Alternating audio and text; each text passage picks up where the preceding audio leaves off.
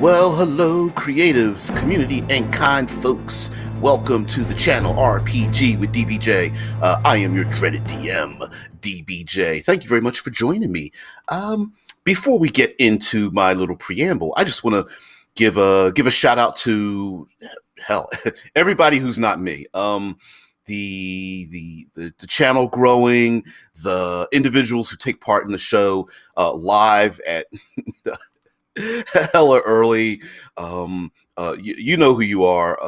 Those of you out there on Twitch and YouTube and the Discord server, live each and every day. So I just got to give a little slow clap to you guys.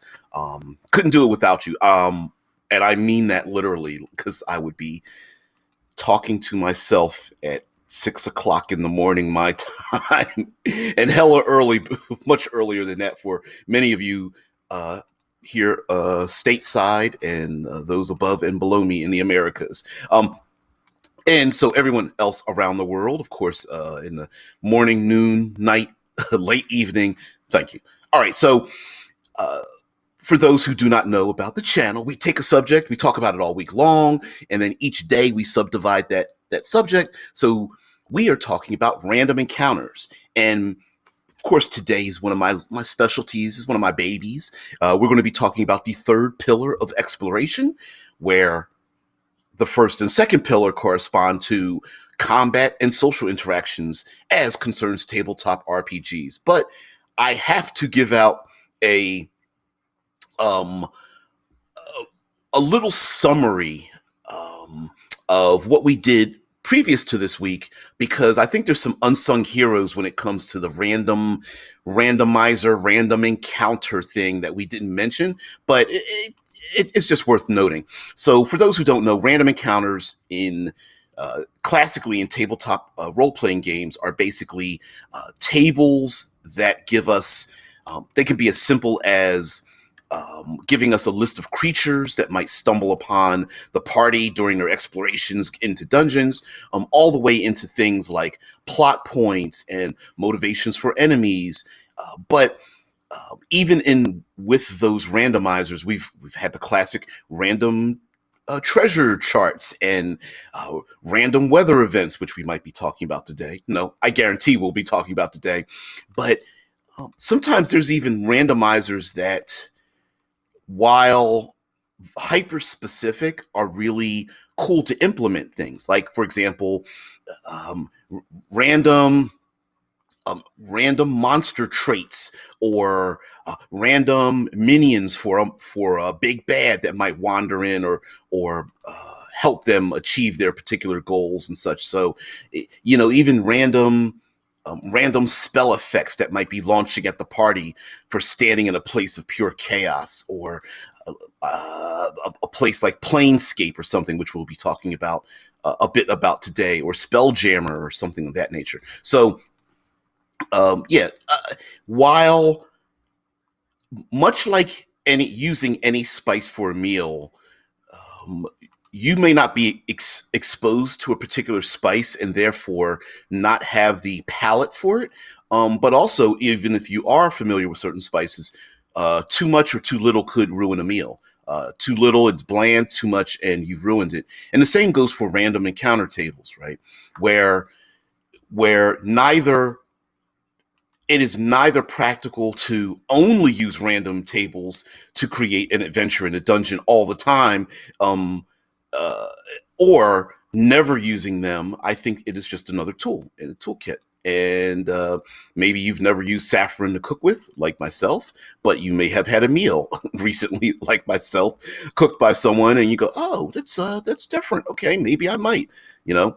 Um, yeah, exactly. Like Omen says, there are ways to make monsters in Mutants and Masterminds, third edition, using random tables. Yeah, there's random tables for, hell, there are websites dedicated for tabletop role playing games, specifically Dungeons and Dragons, to just roll up random tables, random dungeons and the items that are in them. I don't know if you guys even remember this, but Raging Swan for Pathfinder did a whole series that were really popular of nothing but dungeon dressing. And that whole series was nothing but like, you go into an empty room. Here are like 85 tables to describe what's in the empty room. There are random tables for what you find in a goblin's pockets and pouches, right? So, uh, uh, a small shout out to all of those things that you can use, especially when a PC is like, "Hey, I'm going to go through the goblin's pockets," and you're like, okay." You find lint and a toy and a couple of copper. You're stuck, but you want something unique, and so then you find these tables. But lastly, as we mentioned before, you know, using a random table could be daunting for some game masters, especially if the tables don't have any context to what's going on. And so, if you've got to come up with an idea in 30 seconds, maybe that's not the best time. And especially if you're new and you roll something random that doesn't fit into what you're trying to portray, maybe that might just confuse you more than a little bit. So yeah. Oh wow, yeah. Dead Man puts into the Discord, a Reddit thread about behind the tables. This is a subreddit for random tables, and I guarantee I haven't. I'm not going to open it up right now, but I guarantee you there are people who, much like the niche community of like dice collecting or specifics in how to paint miniatures, there are in our own community people who specialize in finding specified random tables or making random tables or even adjusting the math for the numbers used in random tables and fixing bell curves and things like that. So, yeah, you can get really deep into it. But today is Third Pillar Thursday, and the Third Pillar exploration for me, as you guys know, I am the self-appointed third pillarist of the RPG community. Thank you very much, and by the way, thank you there, DM Keith, for popping into the Discord and just hanging out with the rest of us. You are always welcome to hang out with the cool kids down in the boiler room. But the for me, exploration encapsulates a lot of things. Largely, let's go out large and then come in small. When it comes to random encounters, for me, the large aspect of it, the setting, the world building part of it, is incorporating random things. If you're going, because we are talking specifically this week about random encounters, is to randomly, you could make a very short list of randomly describing the world, the overview of the world. So, for example, with Dark Sun, if you want to play in a Dark Sun or Dark Sun like game, let's go back to our accursed desert. Maybe it is extreme heat or blowing sand or sandstorms or there are, if you're more in a if you're in a four post location like here in the Midwest, where you get all four seasons and extremes in all four of those seasons, where there might be extreme cold, snow, wind, blizzards, snow flurries, fog, tornadoes. I don't live in a coastal region, but we can still feel the effects even in this far inland of hurricanes and earthquakes and forest fires and things like that. And I'm not saying that your setting has to have all of those, but if the players are traveling through the mountains, maybe today it's freezing rain, maybe tomorrow it's hail, maybe it's just going to be high winds, maybe fog moves in, and those are little elements like narratively. Before we get into the mechanics of something like that, that's where narratively you can just impart what the world is like. I mean, and sometimes even with those randomizers, maybe it's not a matter of like physics, maybe it's more emotional feeling. A classic noir world or a classic cyberpunk world, guess what? It's either raining or had already rained, right? The streets are wet, reflecting neon lights, characters walking along, smoking flick sticks or something, and the buildings are stretched above them with catwalks and hover vehicles, and it seems to be always like there's always condensation dripping from somewhere for no good reason, but it's a feeling, and that's where you can have some like random tables. The same thing when it goes to like a post-apocalyptic styled setting of random abandoned destroyed materials hanging around in the background, like, oh, I don't know, um, a random plane sticking out of a random office building for no good reason, or piles of abandoned cars on a road during many years after a zombie apocalypse, or what have you. So you could collect together like, okay, what are my top 10 things someone would come across in my setting within this region. Make a list. When a player asks you what does the place look like, you're sitting there stuck like, oh man, I don't know. A cursed desert. Roll. There's scrub land plants with thorny spikes on them or something, and fruits that absolutely look smell terrible and look poisonous, or small ground mice run across your field of vision, or things like that. I even tried to apply that to one of the cinematic environments books that I wrote called Plains and Grasslands, and went out of my way to try to find details, when traveling through one of the most boring locations in the world, which is like plains, whether you come across fields of poppies or rolling hills or extremely tall grasses or wheat, or harvest someone that is growing a harvest, or orchards or things like that. So trying to find those details to fill out your world is cool. Now that's the big part. That's the overview. If you're going more arcane, like Planescape, Spelljammer style, people traveling through planes of existence, other dimensions, a world ravaged by arcane energies, or a battle of the gods or something. Again, the same thing. Floating islands, disruption in gravity. The sky changes colors. I don't know. The land itself shifts and morphs, and including those elements. If you're going to go to different dimensions, those different dimensions are going to look different. Remember the lawful neutral plane where the Modrons live, Mechanus or Mechanus, if you want to, depending on how you pronounce it. From the outside are nothing but giant gears with land structures on them, and these giant continental land masses all interlinked in a clockwork kind of thing, basically describing it. Like Cameron says, sun-bleached bones of a long-dead beast seem to quiver slightly at your approach. Exactly. What is that? The classic thing you get from like those heat waves that rise up off the ground, salt flats, and tar pits and things like that. So you can go through a ton of these kind of lists. Like Deadman says, the list of subjects from the random tables in the Reddit posts include like dungeons and locations, factions and groups are another one.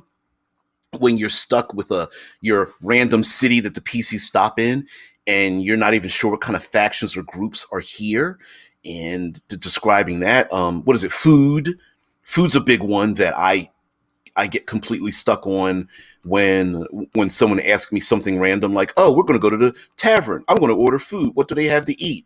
And I'm sitting there face palming like, I don't know. Right? Of course, there's magic, monsters, NPCs. Miscellany. Yep, objects, items, and miscellany. Plots, settlements, vehicles and travel, wilderness, automated table rolling. Yeah, exactly. And the reason why you guys already know I'm a proponent of random tables, but as the counterpoint to my discussion, a good random table will give you inspiration, but if you use it prior to the game, you can then use those details to fill things out. So if you find like your favorite random table for something, like let's say food, for example, you could very easily shift the details in it by going, well, I really don't want it to be chicken, but but axe beaks are really common in my world. So people eat, I don't know, griffin legs, barbecue griffin legs and axe beak breasts or something marinated in a um, purple worm sauce that's been sautéed, or like you could get really funky and kind of silly with that. And yeah, why not use that to rub off the serial numbers or fill in the details prior to it, so that instead of some rando bandits on the road, they encapsulate, maybe they are agents of the local nobles who are looking for criminals, and they are dressed and act in a manner specific to your setting as opposed to someone else's setting. Like they're followed by a small crystal orb, and that crystal orb is sending, is the eyes and ears of the local mages that control the outskirts, and the bandits look to the crystal orb that's floating within their encampment and along beside them on the road to get their instructions on something. Um, Cameron says, I know it as heat distortion. No idea what the actual name is. Me either, too. But you can get mirages from that, like seeing a lake that isn't there. That's happened to me a few times. Ooh, I've never been in that situation, except rarely. I'm an East Coaster, and the furthest west I've come lived is Ohio. But there have been plenty of times when it's been hot enough where you're just like, you look on a distance and it just wavers on the highway or something, and you're like, what the hell? I think I need to pull over. But if we let's start. So let us start zooming in a little bit, right? So on a horizon level, you can start coming up with random events, random details in your world, so that every day doesn't seem the same, right? Where it's getting hotter or colder, the things they're seeing on the horizon start to shift and change.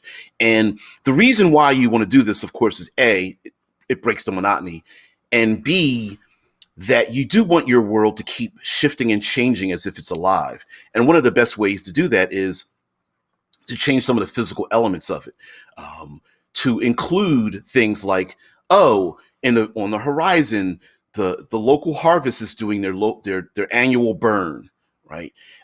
Sure, that may not have any mechanical impact right now in the game as we speak, and maybe never, but it does give them a clue that in my world, in this region, they do burns where they start to burn off part of the crops, so that charred, destroyed, dead foliage gets to get rolled into the ground. Whereas if it's never mentioned before, it, you know it is exposition and info dumping through, what is, you guys know the term, show don't tell, right?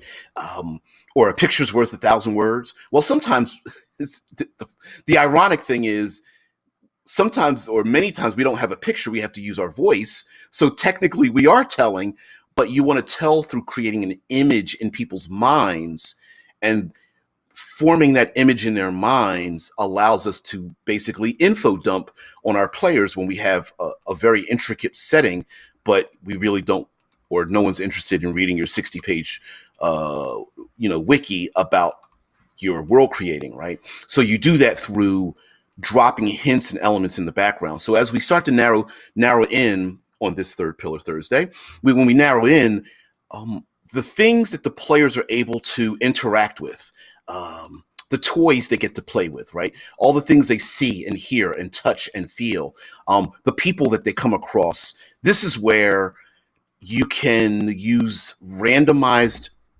elements and still make it interesting, right? So, for example, let's talk about people, and we'll get into like weather and mechanical effects in a little bit. But let's talk about people. So, for example, I am running a game in a setting known as A Dead Man's Guide to Dragon Grin, and Dragon Grin is a world where evil has won.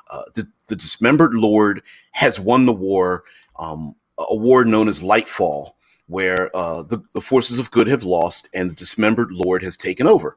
And the dismembered lord has legions of soldiers. Well, you could, you know, in your world, let's say there are legions of soldiers running around just being, general jackbooted a-holes, okay? And they're running around in your world, but you want to apply details to them. So you could start making like random tables. Like, for example, the player characters, before they crest the hill, they hear sounds of commotion, and the um, the soldiers are uh, rummaging through people's belongings on the side of the road, accosting them and accusing them of crimes. Or maybe they have some kind of dogs or something and they're chasing escaped prisoners. Or they are resting on the side of the road, taking a break and having some food and such. But you see that there are victims that have been chained up and tied up in the trees and tortured and whatnot, and they're below having a good old time laughing and joking and whatnot when the PCs see them. Or any number of things. Maybe they come across the dead bodies of the soldiers and they don't know who did it, but the PCs understand the longer they sit around this crime scene, the greater chance they're going to get blamed for it, right? Like, just because you have an element in your world doesn't mean that it gives a sense that the world is still moving even as the player characters stand still or move through it, right? Um, a, a number of guards gambling on the side of the road means that they have a different motivation, right? Does that humanize them? Maybe. Does that show that they have, if they're gambling underneath the dead bodies of people they threw up in trees and lynched just moments before? Does that show their callousness? Right. Maybe it does. And this is a great way to get across the the personality and what place various NPCs have in your world. So are a caravan of strangers on the road, are they fearful? Are they happy to get where they're going? Maybe they're tired or starving. Maybe they have a great business and they are earning lots of money, or maybe they're trying to get someplace because of the weather is changing and this is the last of their harvest before the snows come in, and the time is autumn or something, right? So this sends a little message of time periods, motivations, tension building in the info dumping for your players, story hooks even. When they meet the caravan and they're escaping from the village they just came from, well, there's your story hook. Maybe the village was burned down, or there were attackers there, or they moved from a city of thieves because they've been robbed too many times. And so this is a great way for you to give little hints as to political upheavals and things like that around the world when they meet individuals on the road, all the way down to how are they dressed, what's their language like, maybe even some um, biological features, like are they elves, dwarves, are they lighter skinned, darker, do they have tattoos, what are their hairstyles, if you want to get even that deep. Jewelry, faith, do they have some kind of faith, do they belong to a political organization, maybe a hidden organization or some kind of faction that is like supportive of or against maybe a druidic circle. You can start tossing in all those little details, and then of course tying all that maybe to some of the players' backgrounds.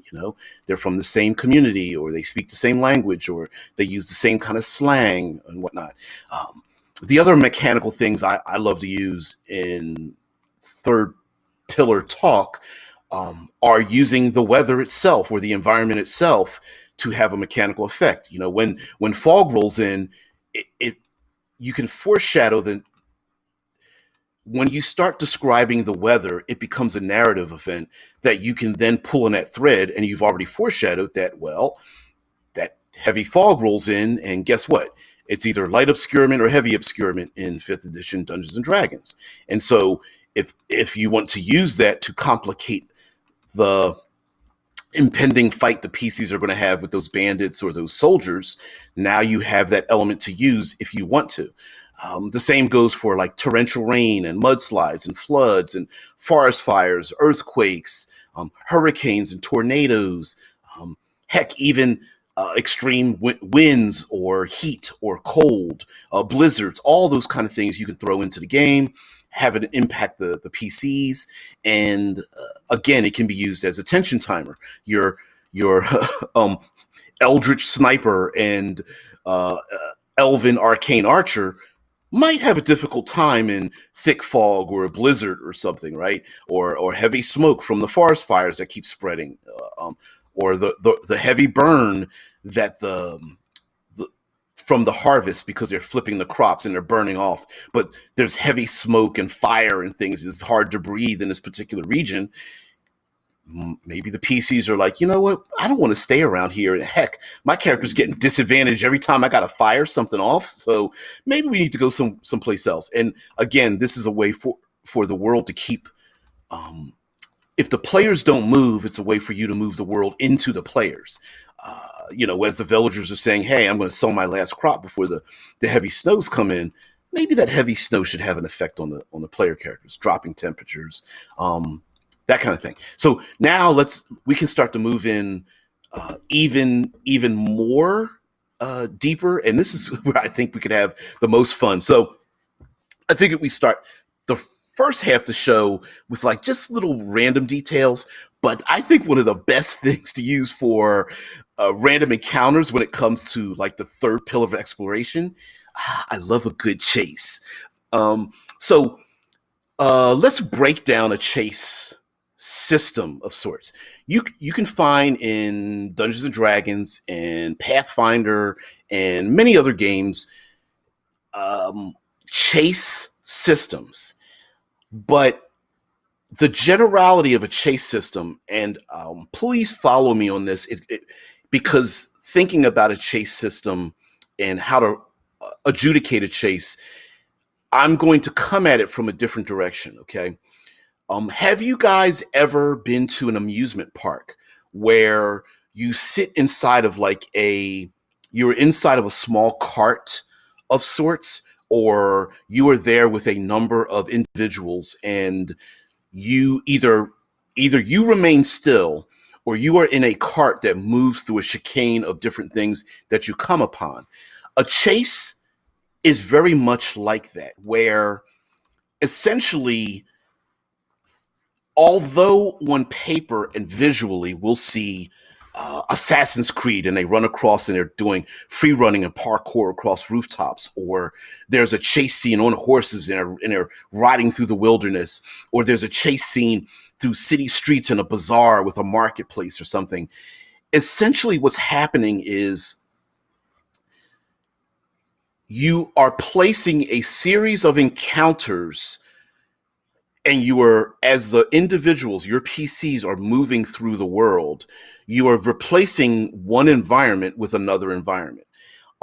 Much like a video game where the video game character remains still, but the rest of the world keeps moving, like a driving game or a running game. The PC is the gravity. They are the locust, and what's happening is you are wiping away one environment and then replacing it with another environment. And then there's an interaction, and then you wipe away that environment and replace it with another environment.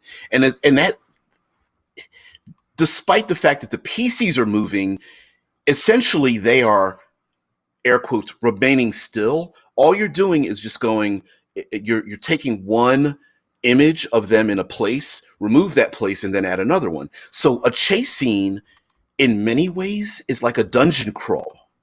I know that sounds rather odd to describe it that way, but let me give you a solid example of this. Okay, player characters are running through the streets. It doesn't matter whether they're running from someone or running towards someone. Okay, running to chase down an enemy, or they're running away from an enemy. Right. Um, yeah. Thanks, Rickard. Rickard's like, yeah, random third pillar table. Yeah, a weather table, nothing like a good old dry weather hailstorm heat wave, right? Yeah, no context, right?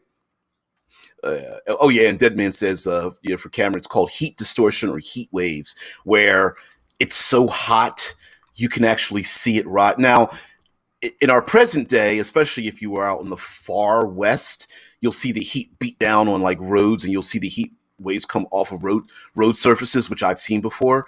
But if it's hot enough, you'll see that on the horizon, which is crazy. I've never gotten to see something like that to like um, really, uh, f with my mind. But I've seen it off of heat off of roadways, and that's pretty daunting. Um, Yep, thank you there, Dead Man. Yeah, he even puts in an image of like heat distortion. Dead Man puts in a Discord where it literally looks like things are bending and rolling. Yeah, thank you very much there, DM Keith. DM Keith mentions um, like a plot side scroller. Yeah, if you've seen the old classic games with side scrolling games, um, a a chase is much like a side scroller, right? You're this individual, and all you're doing is sliding one scene to the next scene, right? Oh man, yeah, Rickard's putting in like blue skies plus baseball sized hail plus 100 degrees Fahrenheit. uh Maybe there's a setting like that.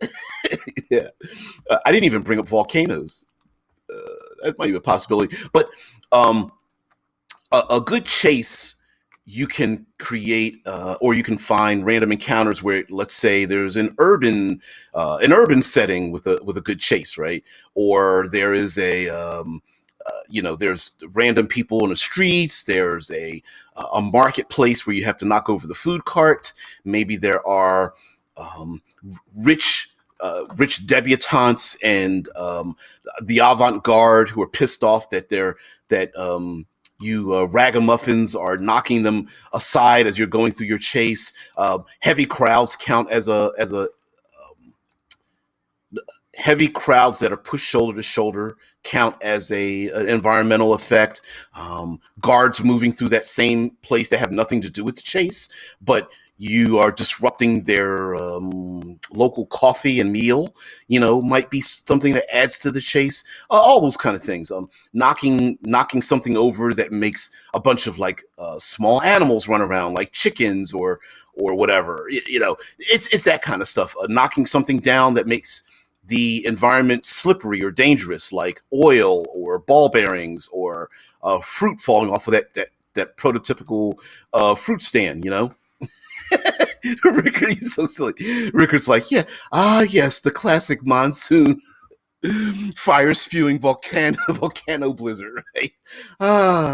Just another day. What is it? Tuesday? Yep.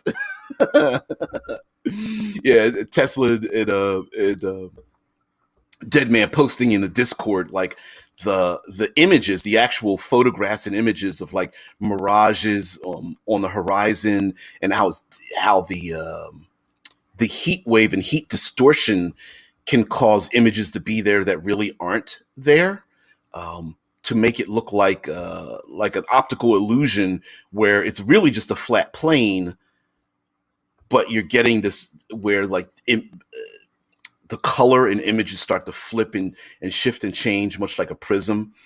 Yeah, a mirage is a naturally occurring optical phenomenon in which light rays bend via refraction to produce a displaced image of distant objects or the sky. Um, and the word comes to English via the French mirage, meaning in Latin, meaning to look at, or to wonder at. Ooh, I did not know that's what mirage meant, but it makes perfect sense, right? And I've seen that hot road image that Tesla put in. I've seen that from a distance. It's kind of a funky look, right? Because you're most of us trust our senses, and when your senses are like uh, wild and off, it's yeah. Like Rickard's making fun, but he's like, yeah, random third pillar encounter is truly random. Yeah, that's where we were just mentioning, like, you know what? Make sure if you're going to bother using a random table that you put it in context within your world, not something so random that it doesn't even, oh, there's a blizzard now in your desert. It's like, unless you intended to have that happen, don't do that. or don't include that, or change it around and go, "Ooh, I rolled blizzard. It's a sandstorm in my desert world or something." Right? Uh, Cameron says chases are a bunch of fun for me to run. Finding my own way to do them that works was an accomplishment that I'm very proud of. I just ran them as skill checks and asked, and I talk fast when I describe things. You know, have, we might have to do a week of that. Like as the DM, adjusting our rhythm and flow may has a lot to do with the impact of what we're trying to describe by putting the player characters in that position in the first place, right? Like like you're saying, like talking fast and getting them to move, quick, give me an answer, come on. Really, music does that as well. Sound effects do that. People running and jumping, the sound of like your favorite action movie and the action movie soundtrack in the background, getting someone's heart rate going, I think really counts to that. But a really good chase should have a number of environmental things going on to get those skill checks, right? If you're running through the woods, don't just have them run through woods and it's difficult terrain. Have them come upon a gorge with a fallen tree across it, and they have to balance their way across the tree that fell over the gorge, right? Have them have to scale a muddy embankment to crest the other side, but every time they fail, it's like one step forward, two steps back as they slide back down the muddy hill or something. Have them run across an open field that leaves them victim to a number of maybe enemies, or out in the open and there's no place to hide to get to the other line of trees or something. Um, your classic, I think one of the best examples of you're so silly, Ricker. I'll get to that in a minute. One of the best examples of random encounters, I think, in if you want to find something visual and stimulating, is pick a war movie. Pick nearly any war movie, and you're going to find yourself a bunch of random encounters. As a matter of fact, I don't. It doesn't matter whether you like or didn't like Game of Thrones. I think universally everyone thinks the Battle of the Bastards, the scenes that were created in the Battle of the Bastards, is a perfect example of randomizing. I know they didn't film it randomly, but it is a cornucopia of pre-planned scenes with chaos and randomness included in those battle scenes, right? Like um, the idea of mounted warriors running after you, and you as a PC are in the middle of the battlefield and you could get trampled, or the archers pull back and they fire clouds of arrows that want to blot out the sun, which became a huge trope for some reason, but it was really cool too, right? That's the kind of thing, uh, silly. Oh man, the Big Bang Theory. Sheldon decides to let some dice make all his choices to open himself up to bigger problems to worry about. Yeah, not too smart to roll dice to make decisions for your life, but I don't know. Hey, if you roll good, you might have your life might change dramatically. Yeah, Rickard's bringing up like, yeah, instead of having blizzard, tornadoes, sandstorms, etc., have it say extreme weather, which again, of course, we know that in real life, many people live in places with their own version of extreme weather. Um, and that extreme weather has a huge impact on what people do and how they act and all that kind of stuff. And then what happens when that extreme weather impacts the community? You know, uh, I will say hilarity ensues, meaning there's nothing hilarious about it, right? Like Cameron says, yeah, like 300 did a lot to action movies. Yeah, uh, we will fight in the what are, those fire enough arrows to blot out the sun. Then we will fight in the shade, right? And then ever since then, it was like we got to have a hail of arrows blot out the sun again. 300 is a perfect example of that as well, where it was like wave after wave of different types of combat and interactions and things. Um, Saving Private Ryan is a classic um, action military movie that incorporates a ton of things from sneaking around and going through deep foliage and abandoned buildings. Another movie that's many people may not have seen, but is a tour de force. It is a movie, air quotes, done as a one shot, which is 1917, and it is a World War One movie. World War One movies are notorious for having one scene after another, whether it's the classic scenes of having to go through a no man's land or down into trenches and climbing out of trenches. And those trenches are filled with dead bodies and mud and landmines and going through barbed wire and having to dodge random artillery shells and pillboxes with machine gun fire and stuff. And in Dungeons and Dragons, while dead man. All right. So I'll get to that in a minute. But while modern context might not be your thing in Dungeons and Dragons, the idea that if you wanted to do a war theme and having random tables impact the PCs in a war theme, I think makes a lot of sense, right?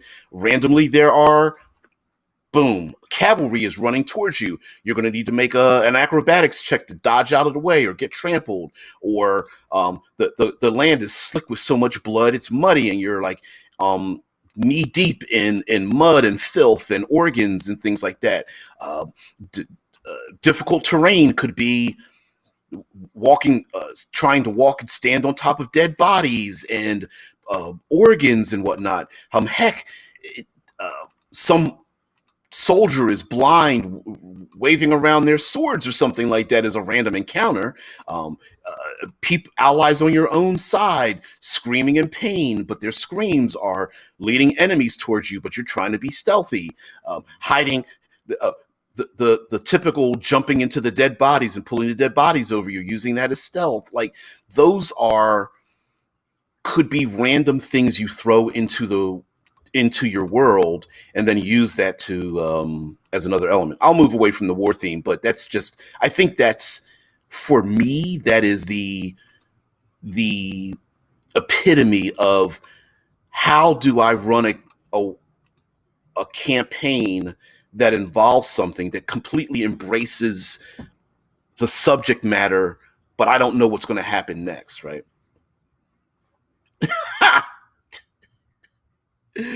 Oh, Rickard, sarcasm extraordinaire there. Rickard's like, it's okay. Organs is my ranger's favorite domain. Oh shit. Oh man, could you imagine that? Like Oregon's? Do you mean Oregon? No, no, no, not the location. I'm talking about like internal organs. That's my, yeah. I get to pass without trace through exposed bowels. Oh man, that's awesome. Deadman put into the Discord a random map from the Auto Rolls Tables site. Is it Auto Rolls Tables um, dot? Is it GitHub or GitHub.io? Is that it? Yeah. Anyway, I think Deadman pinned it to our Discord, so you can just go over there and create a random map. And it put in random like borders and names and tributaries, and I believe that's a to the north. I believe that's a coastline. I There are plenty of like random map generating, like city map generating services and things out there. That's awesome. Oh shit! Rico says, "I never said you wanted to meet up with my ranger. He doesn't. He doesn't get invited to many parties." Yeah, no show and tell for that ranger. When I grow up, I want to dive into dead bodies. Yeah, Cameron says, "Band of Brothers was a bunch of one shots split up by random encounters. As a matter of fact, it sure was." Yeah, yeah, Band of Brothers, perfect example for something like that. Also, the like, okay, if you really want to throw chaos into your world, like part of your world, let's make it. let's get away from war. Let's go political upheaval, or the idea of the classic dangerous horde on the countryside ravaging the villages and coming into the major cities. Right? You could say to yourself, okay, I want this setting, this part of my world to be in chaos, that the leadership keeps, they are ineffective, people are starving and they're trying to lead their own lives, but there's a lot of chaos. This is a great way for you to roll randomly when the PCs are walking around in your world. Maybe there is and maybe this is a little bit too topical, but I don't care. Maybe there is a local rally for or against some kind of leadership or something. Maybe there is a food riot and people are breaking windows or trying to steal food out of storage that's supposed to be there for the upcoming winter. Maybe there are guards that are imposing martial law, that are moving down the streets and beating people about the head and shoulders to get them to move back out of the streets or something. Maybe there's just a random burning building, or things have gotten so bad there's a huge collapse. Maybe there's people in the streets pulling down one of those giant statues that was just chiseled and erected, a mere generation or two ago, that people are tearing down, right? Maybe there is maybe the knighthood that used to be well respected is going around and imposing, instead of fighting the enemy on the outside, they're imposing law on the inside.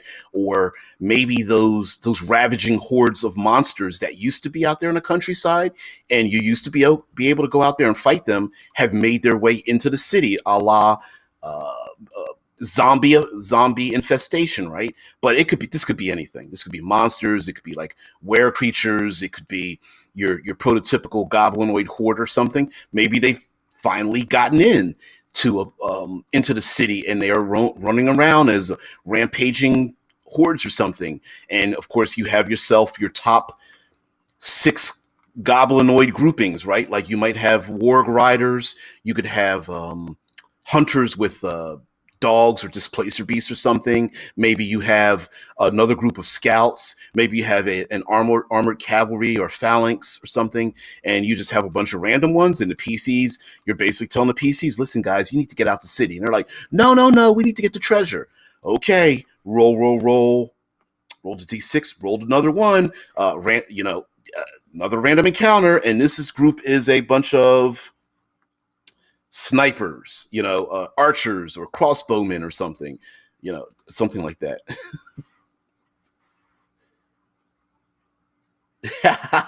Like Deadman says, the evil is overtaking me. So the title is Breakfast at a City Cafe. This morning at a city cafe, we break our fast, which that's what break fast actually meant, right? Breaking your fast. We have, let's see, roll fried eggs with crispy bacon and spinach, and on the side there's some sharp cheese, and there are some apples. We wash it down with we have some red ale and a cup of dark roasted coffee with cinnamon. I'm going to gather, Dead Man, that you just rolled. No, you didn't. You automatically randomly generated that. Am I correct? Because I got to be correct on that.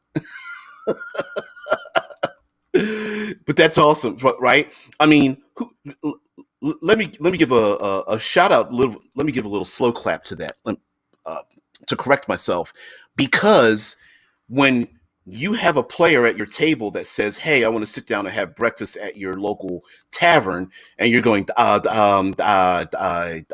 don't know. While how do I say this? While none of that will probably ever have any gaming effect, right? The fact of the matter is that it engages our senses, and Cameron referenced this a little bit earlier, subtly, by basically our sense of taste and smell and touch and hearing. Um, all of those parts of our senses can get stimulated, even if it's by memory, while we're if you're playing primarily theater of the mind. And I I can taste bacon, right? I can smell spinach and apples and cinnamon. Oh, and yeah, Deadman says he got it from the auto roll tables dot uh gitlib, github, GI hub, GIT hub. Anyway, I'm butchering that, but you get it. Auto roll tables .io. What a great resource. And mind you, is a GitHub. Yeah, go get it. It's the GitHub. I'm presuming, but the point being is that if you go to the autotables.github.io, as an example, I'm sure there are plenty of other resources out there, but using that as an example, maybe just maybe it might elicit something in our brains. And one of the things that happens in role playing games is if we can turn our memory of a game into the section of our brain where we remember things that we did in real life, then we start to associate the fictional with our real life, and then we will recall those things that we did in a game as a real life event. So instead of saying, hey, my character did this thing, you start to remember it as, I remember when I went into the tavern and I ate fried eggs and bacon with spinach and dark coffee roast with cinnamon inside of it, right?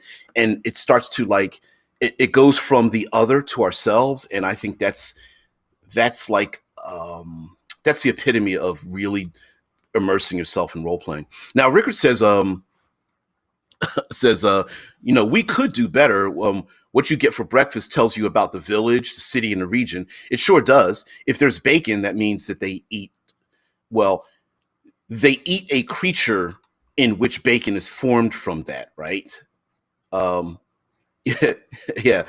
Captain Redbird says, "Hey, thanks for the link." Yeah, yeah, and thank you, there, Dead Man. Uh, only us moderators can post links in there, and yeah, absolutely. But Ricker says if you get stale bread and watered down beer with an apology by the innkeeper, but it's all they have, exactly right, and you can tell that this is a poor section of village or a section of town or a part of the world.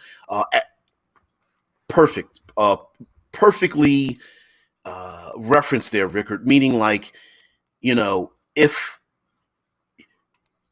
the innkeeper gives you stale bread and watered down ale, now if the players go to say, "Hey, we're going to go to the local place and get our supplies for our next expedition," you now have foreshadowed. There's nowhere for you to buy 50 feet of rope and a 10-foot pole and pitons and ball bearings and things like that. No, you can't buy that stuff here, or the prices are exorbitant, or someone's already cleaned out the shelves, right? Maybe this place is poor, and the PCs are like, damn it, oh, we were going to go to the Caves of Chaos, but now we can't even go to the Isle of Dread anymore, or the barrier. We can't even make our expedition to the barrier peaks any longer, or go down into the lost caverns of Sojakanth. um, it's pronounced GitHub. Now, how do you know it's pronounced GitHub? I'm picking with you, Dead Man. Jit. What is jit? Maybe I like git. You better go get it. Oh man. But anyway, guys, thank you very much for the Discord is a place where you can find lots of information, filling your brain with all kinds of useful tidbits, which will fill up the brain like mine, and I'll never be able to get rid of it. That's what I thought. That's what I thought, Rickard. I thought "get" was an in joke. Like, let's go get it. Anyway, the point of having here's another aspect of having random tables for the environment. Um, while a new DM or GM might be a little bit surprised by it and taken aback by it, because it can be a little daunting to have like random things happening. You're already trying to control your NPCs. You're already trying to make it fun. You're trying to intercept and interlace the things that are happening with your player characters, and now you added on top of it, a randomizer where you're not even you don't even know what the hell's going to happen next. I get why people don't want random tables any longer in the game over time. But every once in a while, we get stuck. And sure, it makes perfect sense to have these things thought out weeks ahead of time, but sometimes you're just stuck at the table and you need to come up with random people in the marketplace, right? And so you pull out your deck of cards of NPCs, you go to a table for NPCs and how they're dressed or how they act or what they're doing or what have you. And when you describe there's an open marketplace with a bazaar and tents and people selling goods and services, maybe you're stuck with what are they selling? What can you find here? You know, are they selling roasted scorpions or are they selling moccasins made out of woven assassin vine fibers? Who knows, right? But the thing is that by preloading your random tables and then getting to this, the PCs make that left turn and they say, we're going to go into the local market. And you go, at least I've got my random table. Okay, where are you going to go first? I'm going to look for the blacksmith. All right, on the way to the blacksmith, you cross die roll these 5 stalls that are selling these things. And they're like, ooh, roasted scorpions? Let me go try those out,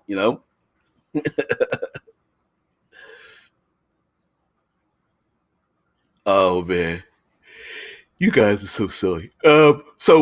I will say, as we're getting towards to try to wrap this up a little bit, that yes, take your random tables and at a minimum shape them into the context of your world, right? So ignore the blizzard if it doesn't fit. Just make it extreme weather. Add that in there if you want to have things happening. Understand that a random table can foreshadow other things in your world. So try not to think of preload our own expectation of a random table that literally this has nothing to do with my world. No, if you're going to bother rolling on it, it should have everything to do with your world. Even if it's something that has nothing to do with the current plot, it should fit into your world. So preload everything by saying, okay, I rolled up stale bread and watered down beer. Well, this fits into my world. Maybe this region is poor. Maybe it used to be a very high class place, but maybe economically things have done a downturn, or there are the local nobility has been stealing prime goods and services and supplies from the population for the impending war effort, and so it's very difficult for people to find the best that the community has to offer because it's being used as a being compiled for military service. Or maybe a new noble has been granted King Richard's no longer here, but his nasty little cousin is taken over and is starting to change things around. So yeah. Yeah, like Dead Man said, ask a geek, and both "git" and "jit" are the proper pronunciations. Absolutely, as the consummate person that of all things right and just, Thor Odinson said all words are made up. So yes, uh, um,